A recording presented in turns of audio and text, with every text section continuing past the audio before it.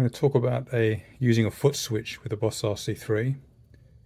I'm using one here which is by Loopi.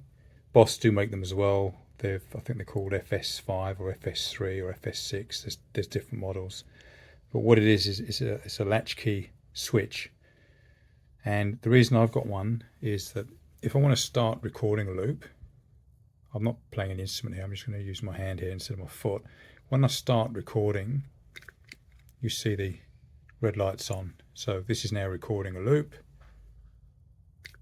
I press it again, it's now playing back the loop. Now when I want to stop that loop, so say I'm playing the guitar over this and I want to stop, I've actually got to press this twice.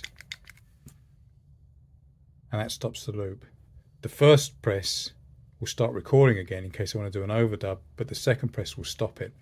Whereas that's actually not that easy to do when you're playing live somewhere. So I prefer to just have one button to stop the loop, and that's where this comes in. This is connected to the stop memory shift. You can probably just see it there. There's a black cable going in there. This cable is a TRS cable. It's very important to use a TRS cable. It's not a guitar cable.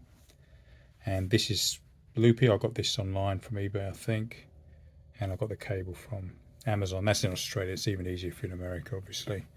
So now how that works is, let me just clear that one. Do the same thing again. Let's pretend I'm creating a loop. Playing the guitar, it's recording, red lights on. It's now playing back. Now when I want to stop that playback, I can just press this button here. If you watch that green light, I press that button, light's gone off. So one button to stop the playback.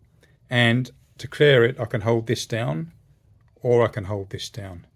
If I hold that down, you see it switches to CO, it's now cleared. This other button, what it does is it will let me go up and down the memory slots.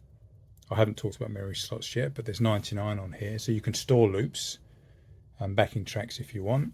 And if I want to go through them, I can press these buttons here and it goes up and down. Now, if you're sitting playing guitar, that means you've got to lean forward and actually touch these buttons here to move them, which is not that convenient.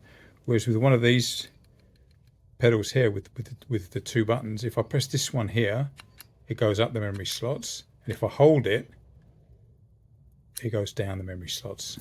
So this is really useful for when you're playing, even if you're not playing live, you're just playing on your own, so you're not constantly bending up and down to press buttons on here with your fingers. It's much easier to use your feet.